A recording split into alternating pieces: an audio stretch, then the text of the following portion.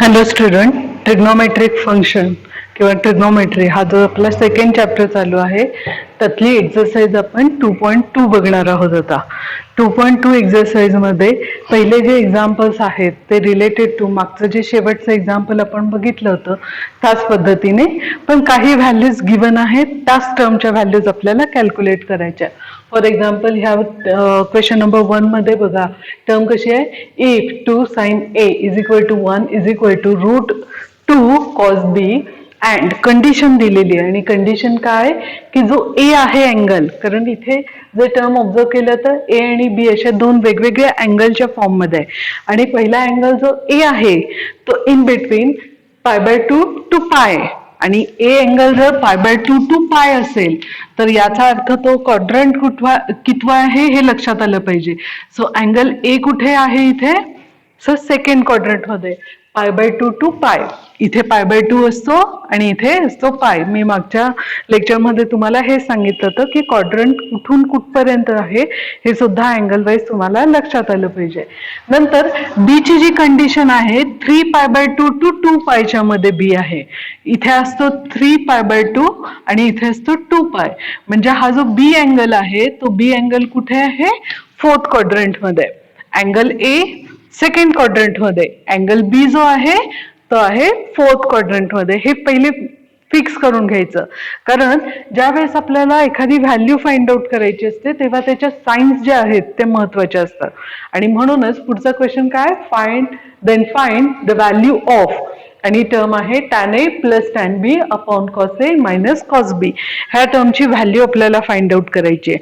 आणि हे value find out करण्यासाठी माहिती काय पाहिजे आपल्याला, tan a माहिती पाहिजे, tan b माहिती पाहिजे, cos a आणि cos b ह्या ज्या टर्म्स आहेत त्या माहिती असल्या पाहिजे. त्या जर आपल्याला कळाल्या की ती कॅल्क्युलेशनची व्हॅल्यू जी आहे ती आपल्याला फाइंड आउट शेवटी करता येईल. आणि ह्याच्यासाठी पहिल्यांदा फिक्स काय करून घेतलं आपण, अँगल फिक्स केला. सो अँगल ए हा सेकंड क्वाड्रंट मध्ये आणि अँगल बी जो आहे तो फोर्थ क्वाड्रंट मध्ये. सेकंड क्वाड्रंट मध्ये म्हणजे साइन रेशो पॉझिटिव्ह असेल आणि साइनचा रेसिप्रोकल त्याच्यामध्ये पॉझिटिव्ह असेल म्हणजे कोसेक. इथे फोर्थ क्वाड्रंट आहे, बी साठी कॉस पॉझिटिव्ह असेल आणि कॉसचं रेसिप्रोकल सेक पॉझिटिव्ह असेल, अदर सर्व रेशोज निगेटिव्ह असेल. हे एकदा फिक्स केलं की मग आता आपलं कॅल्क्युलेशन सुरू करायचं.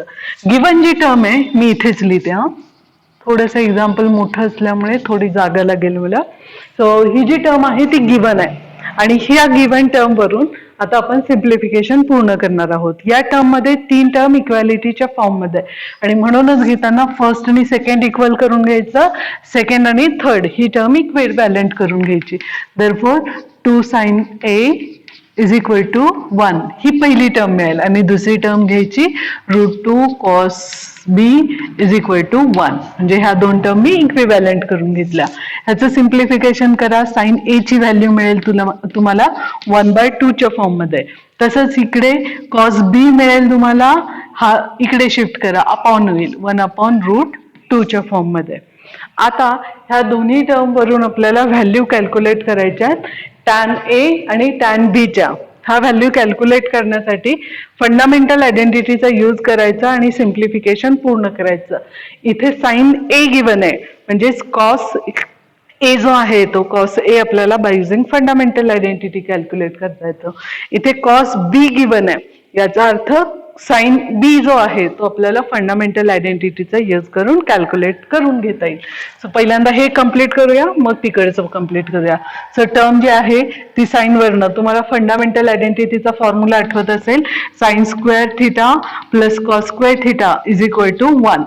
आणि ह्याच्यामध्ये जर साइन गिवन असेल तर ही जी टर्म आहे ती कॅल्क्युलेट होईल cos square theta is equal to 1 minus sine square theta या वेनी. आता मला फक्त सिंगल कॉस हवाय, स्क्वेअर नकोय. Taking square root on both hand side, दोन्हीकडचं स्क्वेअर रूट घेतलं की थिटाची कॉस थिटाची व्हॅल्यू काय मिळेल तुम्हाला, square root of 1 minus sine square theta. हा जनरल फॉर्म झाला आणि ह्याचाच मी आता डायरेक्ट इथे यूज करणार आहे. म्हणून मी तुम्हाला पहिल्या लेक्चरमध्ये सांगितलं होतं बघा, जेव्हा कन्सेप्ट शिकवल्या होत्या तेव्हा, की फंडामेंटल आयडेंटिटीच्या वेगवेगळ्या फॉर्मचा आपल्याला यूज करायचा आणि हेच वेगवेगळे फॉर्म्स आहेत जे आता आपण यूज करणार आहे. बेसिक फॉर्म्युला हा आहे, पण आपल्याला त्यातली एक टर्म फाइंड आउट करायची आहे, म्हणून ती टर्म आपण लेफ्ट हँड साईडला ठेवली आणि राईट हँड साईडला सगळ्या नोन व्हॅल्यू ज्या आहेत त्या सबस्टिट्यूट केल्या किंवा सिम्प्लिफाईड फॉर्म मध्ये त्या टर्मला आणलंय. सिमिलर वेनी आता आपल्याला कॉस ए अँगल बदलला, इथे ए ची व्हॅल्यू पाहिजे स्क्वेअर रूट ऑफ टर्म कशी येईल 1 मायनस साइन स्क्वेअर ए. डायरेक्ट तुम्ही ही जरी टर्म घेतली स्क्वेअरच्या फॉर्म मधली तरी चालते आणि नंतर सगळ्यात शेवटी स्क्वेअर रूट फाइंड आउट, जसं मागच्या एक्झाम्पल मध्ये मागच्या लेक्चर मध्ये आपण घेतलं होतं की टर्म आहे तशी सॉल्व्ह करत नेली आणि नंतर शेवटी taking square root on both hand side केलं. सिमिलर वेनी तसंही केलं तरी चालेल, पण आता मी घेताना ही टर्म स्क्वेअर रूटच्या फॉर्म मध्ये करून दाखवते तुम्हाला. Cos A is equal to square root of 1 minus ही व्हॅल्यू सबस्टिट्यूट करा 1/2, ट्रिग्नोमेट्री स्क्वेअर आहे म्हणून स्क्वेअर येईल. So cos A is equal to taking square 1 minus 1/4 होईल. 1 चा स्क्वेअर 1, 2 चा स्क्वेअर 4. क्रॉस मल्टिप्लिकेशन करा ह्या टर्मला. सो क्रॉस मल्टिप्लिकेशन होईल 4 मायनस 1/4. सिम्प्लिफिकेशन करा. सो सिम्प्लिफिकेशन इज 3/4 आणि 3/4 टेकिंग स्क्वेअर रूट जो आहे, कारण 4 is a perfect square root of 2 आणि म्हणूनच जी व्हॅल्यू आहे कॉस ए ची ती आपल्याला लिहिता येईल √3 प्लस मायनसच्या फॉर्म मध्ये लिहूया √3/2 च्या फॉर्म मध्ये ही टर्म जी आहे ती इंडिकेट होईल. आता जी व्हॅल्यू आपल्याला ए ची दिलेली आहे ती सेकंड क्वाड्रंट मध्ये दिली आहे आणि सेकंड क्वाड्रंट मध्ये फक्त साइन रेशो पॉझिटिव्ह येतो. कॉस रेशो जो आहे तो निगेटिव्ह येणार आहे आणि म्हणूनच कॉस ए ची जी व्हॅल्यू आहे ती येईल मायनस स्क्वेअर रूट ऑफ 3/2. का? तर रिझन इथे द्यायचं, because π/2 is less than a is less than pi असल्यामुळे ही जी व्हॅल्यू आहे ती निगेटिव्ह आली. हा कॉस ए आपल्याला मिळाला आणि साइन ए जो आहे तो गिवन आहे. ह्या कॉस आणि साइन ए च्या अनुसार आपल्याला टॅन ए मिळतोय. टॅन ए ची व्हॅल्यू कशी घ्यायची? Ratio sign A upon cos A. हा जो रेशो आहे तो येईल आणि त्याच्यानुसार टर्म जी आहे ती रिराईट होईल. मी इथे करते हे कॅल्क्युलेशन कारण सेकंड टर्मचं करता येईल मला. इथे tan A is equal to term कशी येईल मग साइन अपॉन कॉस आहे. साइनची व्हॅल्यू सबस्टिट्यूट करा 1/2. नसेल तर मी हे इथे खोडून टाकते, हे नंतर लिहिते वाटल्यास. Tan A is equal to term substitute करा, साइनची व्हॅल्यू 1/2 आणि कॉसची जी व्हॅल्यू आहे ती आता आपण फाइंड आउट केली आहे मायनस √3/2. /2 ला /2 जो आहे तो कॅन्सल होईल आणि टर्म येईल मायनस न्यूमरेटर 1 राहिला आणि डिनॉमिनेटर राहिला √3. हा टॅन ए झाला इथे कम्प्लीट, जो आपल्याला इथे पाहिजे. टॅन ए झाला, कॉस ए आपल्याला आपण कॅल्क्युलेट करून घेतला. सो 2 टर्म आपल्याला मिळाले. सेकंड बीच्या टर्म्स आहेत आणि बीच्या टर्म्स बीची व्हॅल्यू जी मगाशी मी खोडली ती आपण आता इथून स्टार्ट करूया. देअरफॉर परत एकदा लिहिते मी given √2 cos b is equal to 1. Therefore cos b is equal to 1/√2. आता ह्याच्यावरून आपल्याला साइनची व्हॅल्यू कॅल्क्युलेट करता येईल.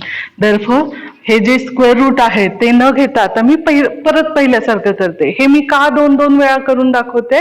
कारण तुम्हाला ही मेथड करता येईल आणि ही मेथड तुम्ही डिसाइड करू शकाल की तुम्हाला कुठल्या मेथडने तो प्रॉब्लेम सॉल्व्ह करायचा आहे. स्क्वेअरच्या फॉर्म मध्ये पहिल्यांदा घ्या आणि मग नंतर स्क्वेअर रूट घ्या, किंवा मग अशी जसं आपण इथे स्क्वेअर रूट घेतलं तसं आवडत असेल तर तशा पद्धतीने करा. दोन्ही मेथड पैकी कुठल्याही एका मेथडचा यूज करा. आता मी करताना तुम्हाला दोन्ही मेथड, मागच्या पण लेक्चरला आपण तेच सांगितलं होतं की कुठल्याही मेथडने ट्रिग्नोमेट्री ही सॉल्व्ह केली जाते. मेथड जरी बदलल्या तरी आन्सर मात्र ट्रिग्नोमेट्रीचे एकच येतं आणि हाच त्याचा प्लस पॉइंट आहे की ट्रिग्नोमेट्री ज्या वेनी सॉल्व्ह होते त्याच वेनी सॉल्व्ह ती होते. मग त्याला मल्टिपल वेज आहेत आणि मल्टिपल वे पैकी आपण कुठल्या वेनी जातोय हे आपल्यावर डिपेंड आहे. आपण ठरवू शकतो की आपल्याला कशा पद्धतीने ती टर्म सॉल्व्ह करायची आहे. आता ही जी टर्म आहे ती कशी करूयात या पद्धतीने का स्क्वेअरच्या, सो स्क्वेअर घेऊन करूया म्हणजे तुम्हाला दोन्ही ऍट अ टाइम लक्षात येईल. Sine square, so 1 minus cos square b, sorry b लिहायला पाहिजे होतं मी इथे बी.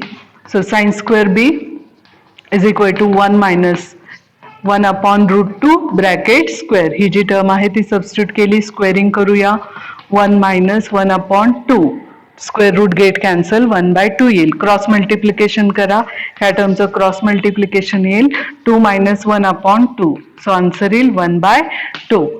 ही टर्म कशाची झाली? साइन स्क्वेअर बी ची झाली. Taking square root on both hand side, दोन्हीकडचं स्क्वेअर रूट घ्या. वी गेट +-1चं स्क्वेअर रूट 1च येईल आणि 2चं परफेक्ट स्क्वेअर रूट नसल्यामुळे √2च्या फॉर्ममध्ये ती टर्म येईल.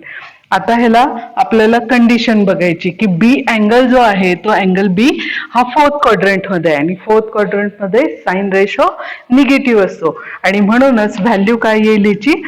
Sign b is equal to -1/√2 because 3π/2 is less than b is less than 2π. ही कंडिशन असल्यामुळे ही जी व्हॅल्यू आहे ती निगेटिव्ह आली. ही निगेटिव्ह आली की tan ची व्हॅल्यू आता आपल्याला कॅल्क्युलेट करता येईल. therefore tan b is equal to, परत ratio form sin b upon cos b घ्यायचा.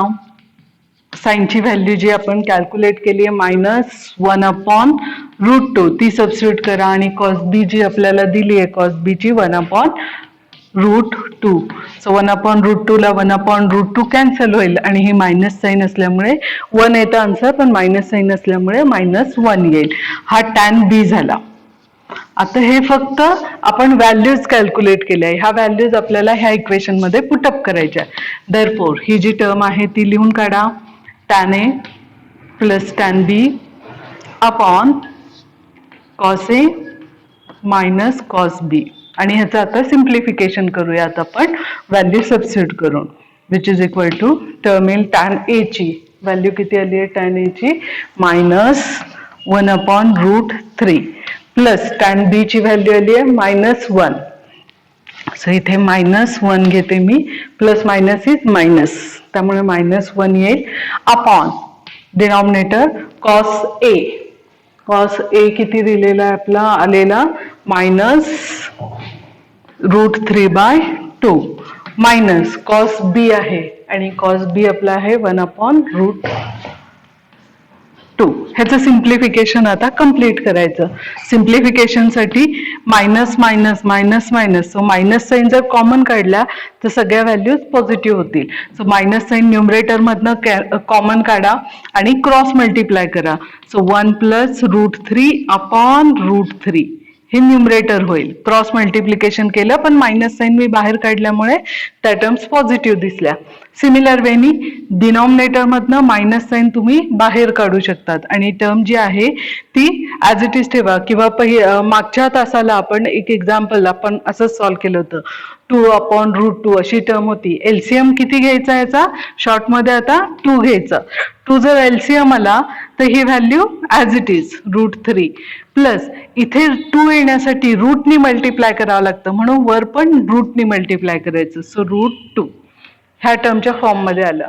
मायनस मायनस प्लस होईल ही टर्म आणि ह्या व्हॅल्यूज ज्या आहेत त्या आपल्याला फक्त मिळतील आणि त्या व्हॅल्यूज ज्या आहेत त्यांचा रेसिप्रोकल फॉर्म हा आपल्याला घ्यायचा आहे. √3 अपॉन √3 प्लस √2/2. हा अपॉन 2 जो आहे तो रेसिप्रोकल फॉर्म मध्ये इथे मल्टिप्लाय होईल आणि हा रूट जो आहे तो इथे मल्टिप्लाय होईल. त्यामुळे फायनल जे आन्सर येईल, देअरफॉर फायनल जे आन्सर येईल तर हा रूट इथे मल्टिप्लाय करायचा आणि हा 2 या ब्रॅकेटला वरच्या न्यूमरेटरच्या ब्रॅकेटला मल्टिप्लाय होईल. सो 2 1 + √3 अपॉन √3 इंटू ही टर्म येईल √3 प्लस √2च्या फॉर्म मध्ये. याचा अर्थ ह्या पूर्ण टर्मची जी व्हॅल्यू आली तेच हे आपलं फायनल आन्सर इथे कम्प्लीट झालं. याच वेळी पुढचे सगळे एक्झाम्पल आपल्याला सॉल्व्ह करायचे आहेत. फक्त टेक्निक लक्षात घ्यायची. आयदर तुम्ही स्क्वेअर रूटच्या फॉर्म मध्ये घ्या किंवा फंडामेंटल आयडेंटिटीच यूज करायचं आहे. फक्त यूज करत असताना आयदर स्क्वेअर रूटच्या फॉर्ममध्ये घ्या किंवा विदाउट स्क्वेअर रूटच्या फॉर्ममध्ये घ्या, टर्म बरोबरच येणार आहे. पण कंडिशन मात्र कंपल्सरी बघायची, नुसत्या व्हॅल्यूज कॅल्क्युलेट नाही करायच्या, त्याची साईन पण खूप मॅटर करेल. साईन पॉझिटिव्ह आहे का निगेटिव्ह आहे हे कंडिशन चेक करायची. कंडिशन दिलेला असतो जो अँगल आहे त्याच्या प्रत्येक अँगलच्या व्हॅल्यू कुठल्या क्वाड्रंटमध्ये आहे हे पहिल्यांदा चेक करून घ्यायचं. जसं मी प्रॉब्लेम चालू व्हायच्या अगोदर ए कुठे आहे आणि बी कुठे आहे हे फिक्स करून घेतलं आणि नंतर मग तो प्रॉब्लेम सॉल्व्ह केला. तसंच फिक्स करून घ्यायचा आणि नंतर तो प्रॉब्लेम जो आहे तो सॉल्व्ह करायचा. ह्यासारखेच पुढचे जे एक्झाम्पल्स आहेत ते आता बघूयात. पुढच्या एक्झाम्पल मध्ये पण 2 टर्म्स गिव्हन आहेत आपल्याला, त्याच्या कंडिशन्स पण गिव्हन आहे आणि व्हॅल्यू फाइंड आउट करायची आहे. 4 cos A plus 3 cos B is equal to -5. आता इथे LHS आणि RHS प्रूव्ह दॅटच्या फॉर्म मध्ये आहे, त्यामुळे प्रूव्ह दॅट करून आपल्याला ती टर्म फाइंड आउट करायची. ह्या एक्झाम्पल मध्ये, पहिल्या एक्झाम्पल मध्ये टर्म दिली होती त्याची व्हॅल्यू फाइंड आउट केली आपण. फरक प्रॉब्लेम मध्ये ना, प्रॉब्लेम वाचता आला पाहिजे, कळला पाहिजे की काय दिलंय आणि काय फाइंड आउट करायचंय.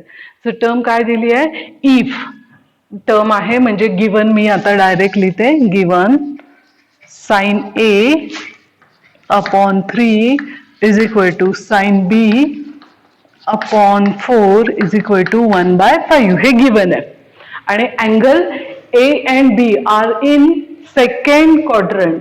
सेकंड क्वाड्रंट मध्ये साइन रेशो पॉझिटिव्ह असल्यामुळे टर्म जी आहे ती लक्षात येईल तुम्हाला. उरलेल्या सगळ्या रेशो व्हॅल्यू निगेटिव्ह येईल सेकंड क्वाड्रंट मध्ये. मग प्रूव्ह दॅट आहे, प्रूव्ह दॅट याचा अर्थ LHS is equal to RHS हे आपल्याला प्रूव्ह करायचं आहे. आणि टर्म कुठली आहे, cos A आणि cos B ची व्हॅल्यू, म्हणजे साईनच्या व्हॅल्यूज वरून कॉसच्या व्हॅल्यूज आपल्याला कॅल्क्युलेट करायच्या. सो 1 बाय 1 करूया. इथे लिहून काढा, A and B are in second quadrant.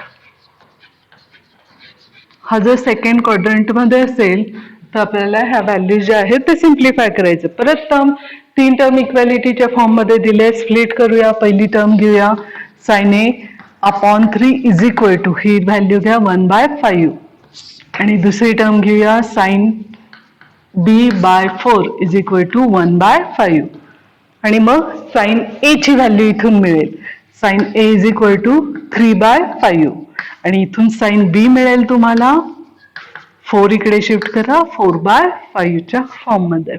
ह्या ज्या टर्म्स आहेत याच्यावरून आता cos A आणि इकडून cos B कॅल्क्युलेट करता येतं with the help of fundamental identity.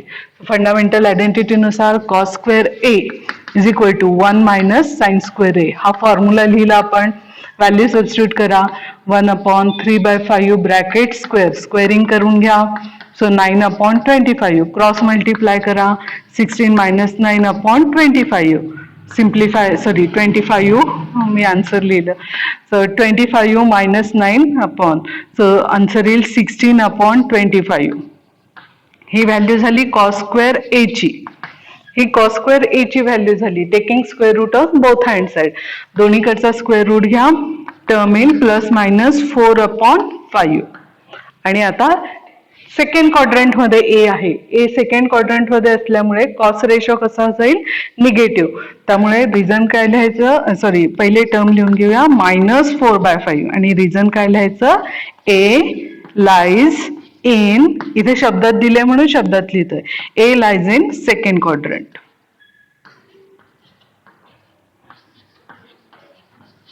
A lies in second quadrant आणि ही व्हॅल्यू झाली आपली एक फाइंड आउट. आता सिमिलर प्रोसेस आपल्याला इथे cos B साठी करून घ्यायची आहे. सो आपण पहिले फॉर्म्युला लिहूया, 1 minus sine square B, value substitute करा, स्क्वेअरिंग करून घ्यायचं, मेथड तीच राहते, स्क्वेअरिंग करा, क्रॉस मल्टिप्लिकेशन करा आणि आता सिम्प्लिफिकेशन करा. सो 9/25 ही व्हॅल्यू आली cos स्क्वेअर B ची, taking square root on both hand side. cos B ची व्हॅल्यू येईल प्लस मायनस 3/5. परत सेकंड क्वाड्रंट मध्येच आहे B, म्हणजेच cos ची व्हॅल्यू निगेटिव्ह लिहायची आपल्याला. So cos B is -3/5. Reason काय लिहायचं, because B lies in second quadrant. हेच रिझन येईल त्याचं. आणि आता जे फाइंड आउट करायचं आहे त्या फाइंड आउटच्या टर्मचा LHS घेऊन RHS प्रूव्ह करायचा आहे. सो फाइंड आउट करायचा आहे त्याचा LHS जो आहे किंवा प्रूव्ह दॅटची टर्म असल्यामुळे LHS घेऊया. 4 cos A plus 3 cos B हा LHS झाला. आता व्हॅल्यू सबस्टिट्यूट करूया त्याच्यामध्ये. 4 इंटू cos A ची व्हॅल्यू आली आहे -4/5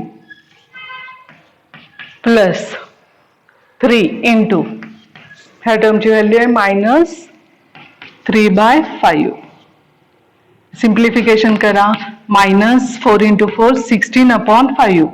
ही मायनस साइन इथे मल्टिप्लाय होईल -9/25 सॉरी 9/5 9/5 अपॉन 5 LCM येईल -16 -9 ऍडिशन होईल -25 ऍडिशन होईल पण साइन येईल -25 अपॉन 5.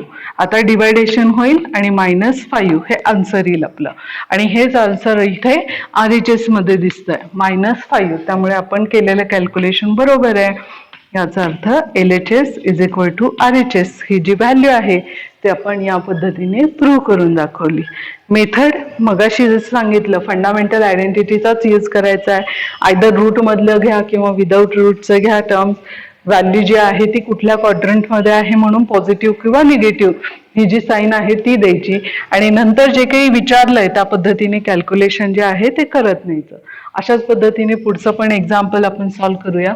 ह्या एक्झाम्पल मध्ये थिटा कुठल्या क्वाड्रंट मध्ये हे दिलेलं नाहीये आणि टॅन पॉझिटिव्हच दिलेलं आहे. याचा अर्थ आपण कन्सिडर करूया की तो फर्स्ट क्वाड्रंट मध्ये आहे कारण फर्स्ट क्वाड्रंट मध्ये ऑल रेशोज आर पॉझिटिव्ह आणि म्हणूनच टर्म जी दिली आहे टॅन त्याच्यावरून कॉस आणि साईनच्या ज्या व्हॅल्यूज आहेत त्या आपल्याला कॅल्क्युलेट करता येऊ शकतात. फर्स्ट क्वाड्रंट मध्ये सगळे रेशो पॉझिटिव्ह असल्यामुळे साईनचा इथे प्रश्नच येणार नाही, फक्त व्हॅल्यू कॅल्क्युलेट करत न्यायची.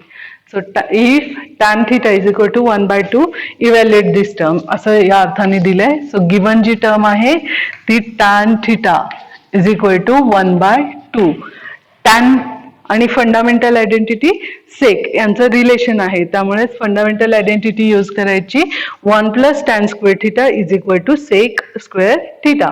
हा जो टर्म आहे ती येईल 1 + tan square theta is equal to sec square theta. सेकची व्हॅल्यू आपण कॅल्क्युलेट करणार आहोत त्यामुळे ती लेफ्ट हँडला लिहा, राईट हँडला होईल 1 + tan चा स्क्वेअर करा म्हणजे जी व्हॅल्यू दिलेली आहे 1/2 त्याचा स्क्वेअर करायचा आपल्याला. 1 + 1/4 होईल स्क्वेअरिंग केल्यानंतर. क्रॉस मल्टिप्लिकेशन करा 4 + 1/4 इट बिकम 5/4. ही व्हॅल्यू आली आहे सेक स्क्वेअर थिटाची. Taking square root on both hand side दोन्हीकडचं स्क्वेअर रूट आपण कन्सिडर करणार आहोत. सो ± √5/2. पण गिव्हन टर्म क्वाड्रंटच दिलेला नाहीये त्यामुळे फर्स्ट क्वाड्रंट मध्ये सपोज करूया आणि व्हॅल्यू जी आहे ती all positive in first quadrant असल्यामुळे √5/2 ही व्हॅल्यू फिक्स करायची. ह्या व्हॅल्यूवरनं तुम्हाला कॉस्टची व्हॅल्यू कॅल्क्युलेट करता येते. Cos is the reciprocal of sec theta. ह्याचा रेसिप्रोकल घ्यायचा म्हणजेच व्हॅल्यू येईल 2/√5 च्या फॉर्म मध्ये. एकदा का कॉस मिळाला आणि टॅन गिव्हन आहे की साइन कॅल्क्युलेट करता येतो कारण आपल्याला रेशो माहिती आहे.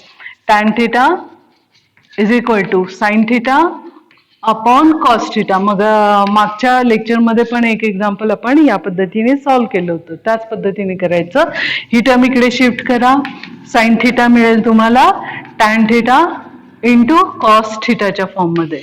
ही टर्म इकडे शिफ्ट केली आहे पण लिहिताना मी ही अगोदर आणि ही टर्म नंतर लिहिली. या वेळी टर्म रिराईट करून घेतली. व्हॅल्यू पुट करा 1/2 आणि कॉस्टची व्हॅल्यू आहे 2/√5.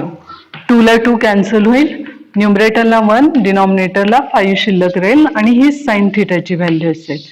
साइन थिटा आणि कॉस थिटाच्याच व्हॅल्यू ह्या इक्वेशन मध्ये आपल्याला पुट करायचं आहे. ते इक्वेशन लिहून घ्यायचं. Therefore 2 sin theta plus 3 cos theta upon 4 cos theta plus 3 sin theta आणि व्हॅल्यू पुट करा आता ह्याच्यामध्ये 2 × 1/√5 plus 3 × 2/√5. This whole upon 4 into 2/√5 plus 3 into 1/√5. Check करून घ्या टर्म्स बरोबर लिहिलेत का नाही मी. सो व्हॅल्यू ज्या आहेत त्या साईनच्या आणि कॉस्टच्या सबस्टिट्यूट केल्या. आता सिम्प्लिफिकेशन करा. पहिले मल्टिप्लिकेशन येईल 2/√5 plus 6/√5 upon 8/√5 plus 3/√5. So √5 common घेता येईल. 1/√5 न्यूमरेटर मधनं जर कॉमन घेतला तर टर्म फक्त राहते 2 प्लस 6. डिनॉमिनेटर मधनं पण √5 जो आहे तो 1/√5 कॉमन घ्यायचा. 1/√5 कॉमन येईल आणि टर्म राहते 8 प्लस 3. √5 ला 1/√5 जो आहे 1/√5 ला 1/√5 कॅन्सल होईल आणि व्हॅल्यू राहते 6 प्लस 2 8 अपॉन 8 प्लस 3 11. आणि हीच व्हॅल्यू आपली ही फायनल व्हॅल्यू असेल 8/11च्या फॉर्म मध्ये. हेच फायनल आन्सर असेल. याच पद्धतीचे एक्झाम्पल्स आहेत क्वेश्चन नंबर एक्झरसाइज 2.2 मध्ये. जे क्वेश्चन्स आता पुढचे आहेत त्याच्यामध्ये क्वाड्रॅटिक इक्वेशन सुद्धा आपल्याला सॉल्व्ह करायचे आणि ते कसे करायचे हे आपण पुढच्या तासाला बघूया. ह्याची प्रॅक्टिस करा आणि ह्याच्यासारखे सॉल्व्ड एक्झाम्पल जे आहेत ते कंपल्सरी बघायचे. मी सॉल्व्ड एक्झाम्पल सांगते ते लिहून पण काढा. कंपल्सरी लिहून काढायचे जे सॉल्व्ड एक्झाम्पल मी आता तुम्हाला सांगतेय. पेज नंबर आहे page number 27. Page number 27 question number आहे 3. क्वेश्चन नंबर 3 हा सॉल्व्ह करा व्यवस्थित. आणि क्वेश्चन नंबर 4 पण आहे. 3 आणि 4 याच पद्धतीने आहे तो बघा आणि तुमच्या पद्धतीने सॉल्व्ह करा. ते पुस्तकात जसं दिलेलं आहे त्याच पद्धतीने करावं असं अजिबात नाही. कॉपी करून लिहायचं नाही. आपल्या मनाने ते सॉल्व्ह करायचं. काही अडचण येत असेल तर कंपल्सरी विचारा. माझा नंबर पण आहे तुमच्याकडे. आणि प्रत्येक वेळेस प्रॅक्टिस करतच राहा. प्रॅक्टिस मेक मॅन परफेक्ट असं स्लोगनच लक्षात घ्यायचं मॅथ्ससाठी. आणि प्रॅक्टिस सारखी करत राहायची. येत जरी असेल तरी कॉन्फिडंटली म्हणजे स्टेप स्किप पण करता आल्या पाहिजे. म्हणजे तुम्हाला कॅल्क्युलेशन करताना इथून जेव्हा तुम्ही चालू करतात तेव्हा इथून डायरेक्ट तुम्हाला इथे पण स्किप करता आलं पाहिजे. म्हणजे स्टेप्स ह्या लिहिता आल्या पाहिजे. आणि ते कॅल्क्युलेशन कधी चांगलं जमतं जेव्हा आपण त्याची प्रॅक्टिस केलेली असते. म्हणूनच प्रॅक्टिस करायची जेणेकरून आपल्याला स्टेप्स ज्या आहेत त्या स्किप करताना कुठली नेमकी स्किप करायची हे लक्षात येतं. ओके. उरलेले एक्झाम्पल आपण पुढच्या तासाला बघूया.